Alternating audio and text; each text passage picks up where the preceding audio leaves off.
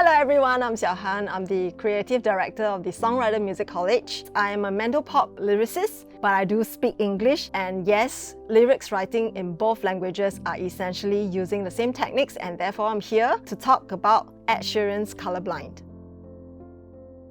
Ed Sheeran just released his new album, and inside the track list there was a song called Colourblind. It's a 3/4 time signature song, therefore it's a bit waltzy, so it reminded me of his mega hit which was used very commonly for wedding called Perfect. This song is called Colourblind, and I thought, wow, doesn't he want to have like what we call in the industry the second miracle? Because for record labels and for singers, when they have a big hit, they will hope to have another similar hit so that they can continue having soaring sales.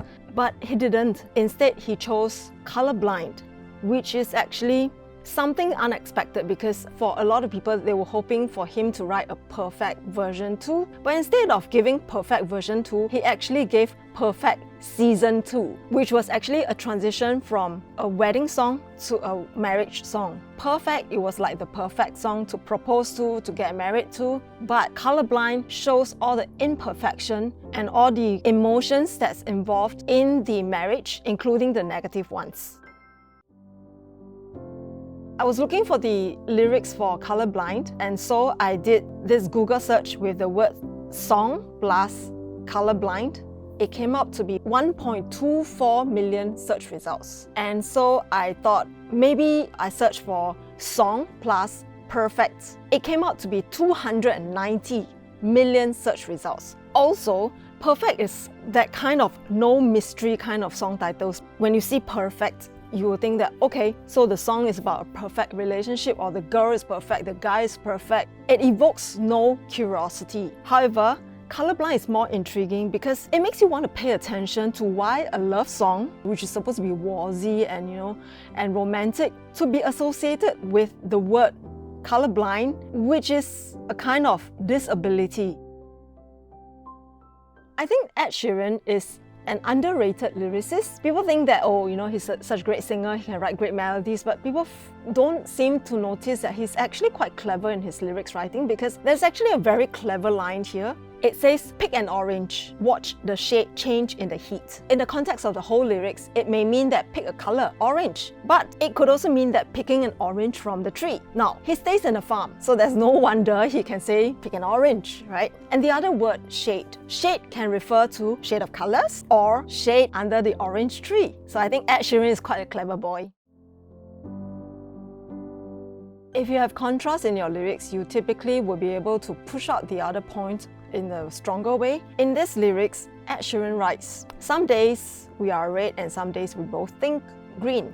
I guess red in this sense refers to passion, and green is like take it easy man. Or another line, dull in the moment you turn it golden leaf. Dull versus golden, shiny, Collectively, the colors that he put all around the lyrics was left there deliberately so that it can be used to contrast against the two final lines in the chorus, which says, but I can't see nothing except you and your eyes. Maybe we'll just paint the night colorblind. Just 2 lines against 18 lines of colors. That's about 10%, but it's 10%. If he is so confident that this 10% is able to contrast the 18 lines before that, it means that he's very confident that their love is so strong no matter what emotions they are put through. That's how much confidence he has in his relationship as well as his songwriting. Ed Sheeran's Colourblind is not the first commercial song with this song title. There are several others. One good example is Counting Crows' Colourblind, that I think was released in 1999. The lyrics go something like, I'm colorblind, coffee black and egg white. Pull me out from inside, I'm ready, I'm ready, I'm ready. If we recall what we've talked about before, the episode on keywords, Ed Sheeran's Colourblind is full of colors, whereas Counting Crows' Colourblind is devoid of colors. The only thing remotely related to colors is egg white and coffee black. If colors are commonly used to describe emotions, then you can deduce and conclude that the main character in Counting Crows' Colourblind is unable to feel emotions. So which means that the Ed Sheeran's version is more of a concept which is heavily supported by keywords starting from the first word kaleidoscope. Whereas in the Counting Crow version, the listeners need to scratch their heads very hard, think very hard, listen very hard to the song lyrics before they can derive at a conclusion. Now, as a lyricist, when you write a piece of lyrics, you hope that your theme will come out strong, and therefore you use keywords. The typical keywords for Colourblind will be something to do with colour. But Ed Sheeran, in this song lyrics, he uses some unusual keywords as well. Canvas, that line was, but I like the nights when we leave the canvas free.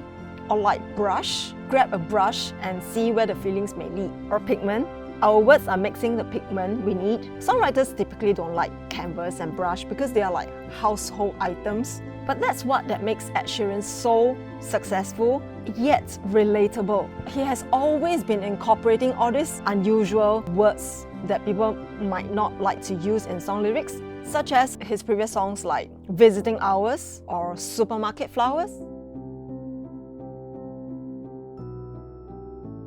As lyricists, we all wish that we can always come up with beautiful poetic lines. But without the supporting line, people might not understand because when you are listening to a song, you're using your ears. So instead of being able to read lyrics, which we're used to, we are now listening to the words. And when we are trying to listen to the words, sometimes some words get swallowed up because of the way the singer pronounced the words, or because of the melody, or maybe there was a drum beat somewhere that, drowns off that word. If we don't try to have a supporting line to re-emphasize that beautiful line that you have written, then it gets lost. Like for example, Kaleidoscope Love, yeah, that's you and me. Forever changing, we make life interesting. So you might not be able to hear kaleidoscope because that's the first word that comes into the song. And then you have forever changing, we make life interesting. It reinforces that, oh yeah, actually I heard kaleidoscope because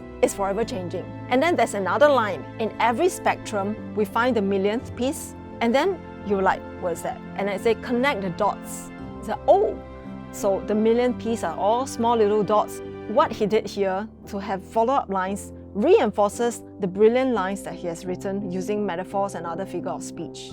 So in essence, that's my take on Ed Sheeran's Colourblind. If you have any songs in mind that you want me to analyze, leave your comments and remember to like and share.